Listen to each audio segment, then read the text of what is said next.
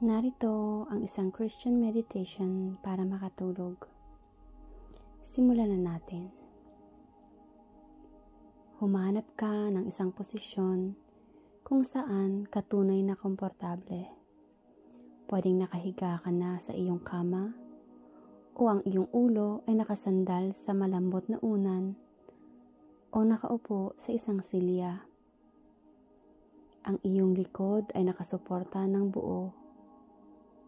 Siguraduhin mong ang bawat bahagi ng iyong katawan ay nararamdaman ang lubusang suporta at kapayapaan. Ngayon, dahan-dahang ipikit ang iyong mga mata. Kung hindi mo gustong ipikit ang mga ito, ayos lang.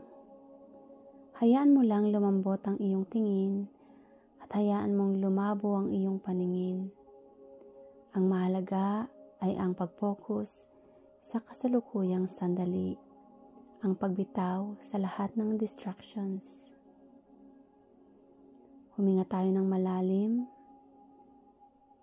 huminga ng dahan-dahan sa ilong, pakiramdaman ang banayad na pagtaas ng iyong dibdib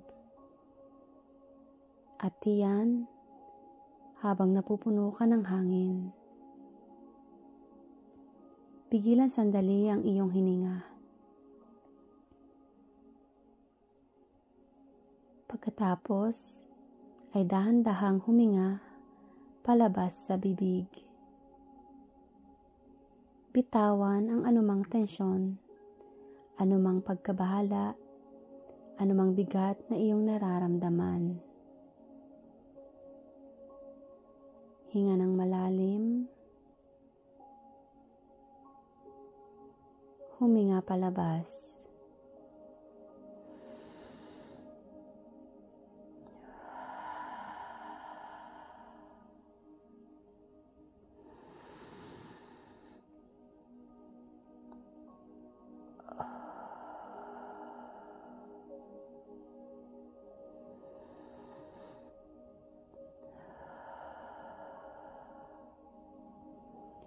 Ngayon, hayaan mong bumalik sa natural at banayad na ritmo ng iyong paghinga. Hindi mo na kailangang kontrolin o pilitin ito.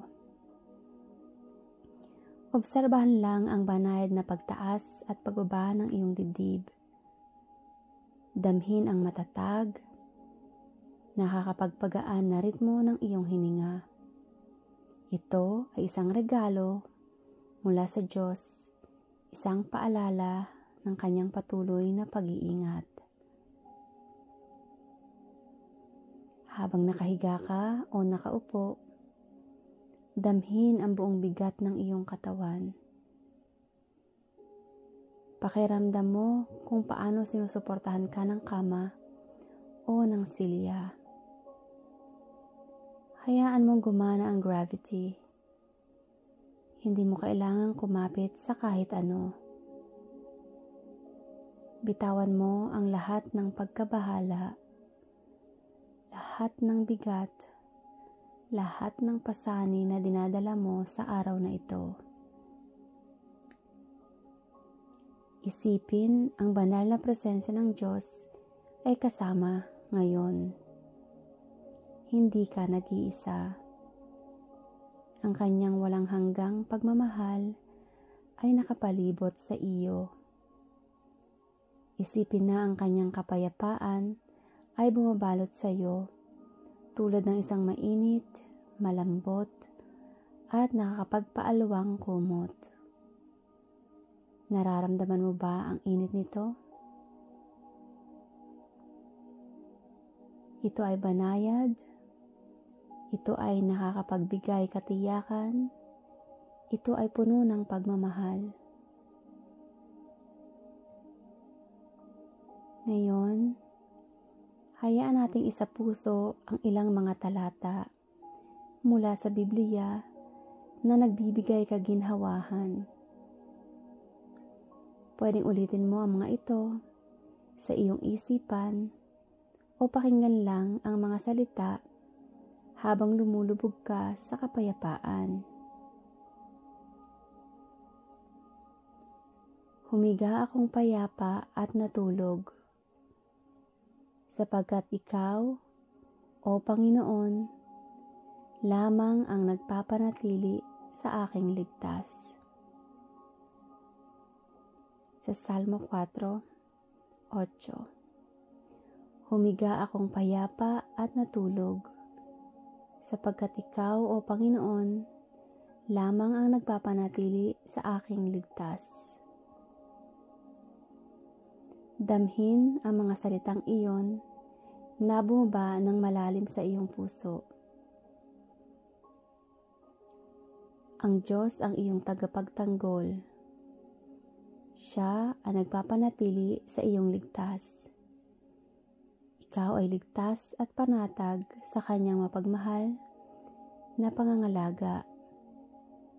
Walang anumang kailangan mong ipag-alala. Binabantayan ka niya.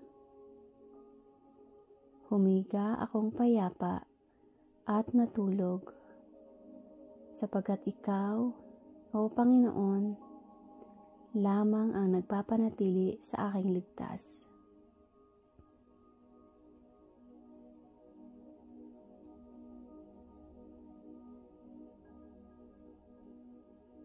Isa puso rin ang talatang ito. Ang Panginoon ang aking pastol, wala akong kukulangin.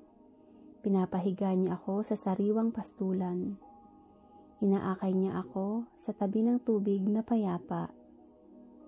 Pinapanumbalik niya ang aking kaluluwa. Salmo 23:1-3. Ang Panginoon ang aking pastol, wala akong kukulangin. Pinapahiga niya ako sa sariwang pastulan. Inaakay niya ako sa tabi ng tubig na payapa. Pinapanumbalik niya ang aking kaluluwa. Hayaan mong punuin ka ng mga salitang ito ng katiyakan. Ang Diyos mismo ang iyong pastol. Nagbibigay ng lahat ng iyong pangangailangan. Nag-aakay sa iyo sa kapayapaan at pagpapanumbalik.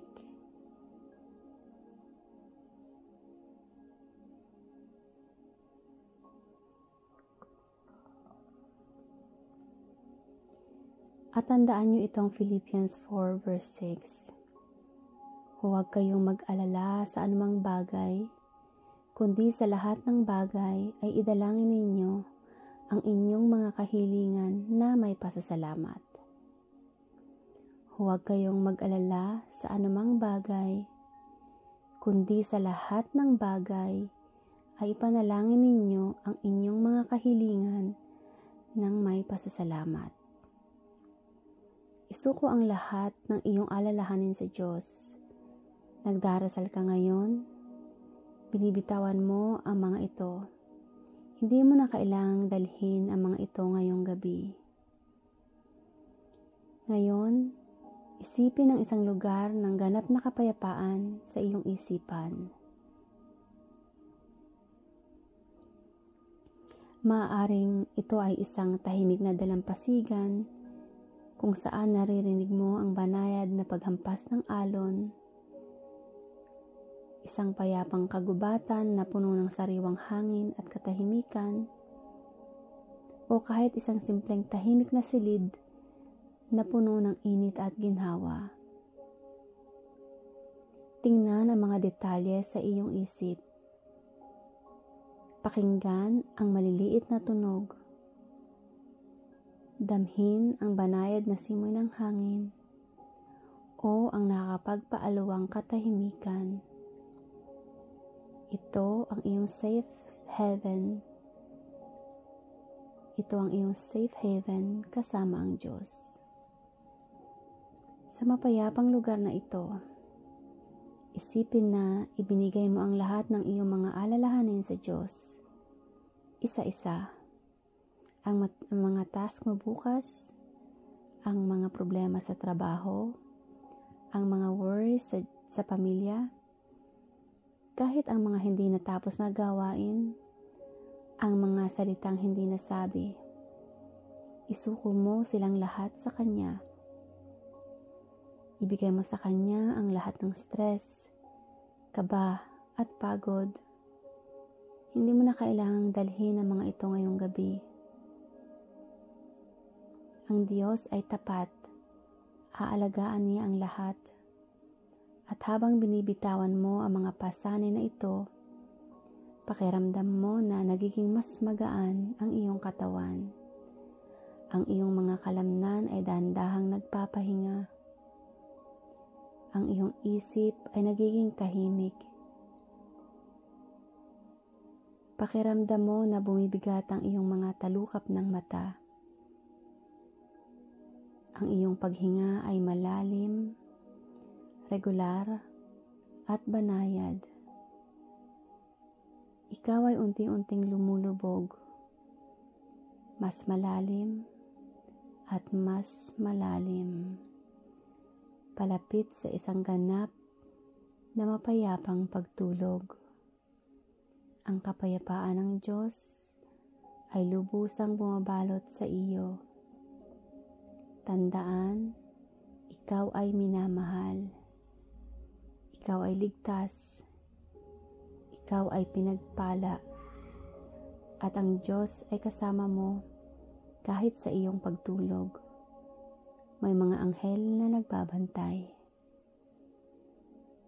Magpatuloy ka lang sa paghinga, pagpapahinga, at hayaan ang iyong sarili na maanod sa isang malalim, mapayapa, at nakakapagpanumbalik na pagtulog.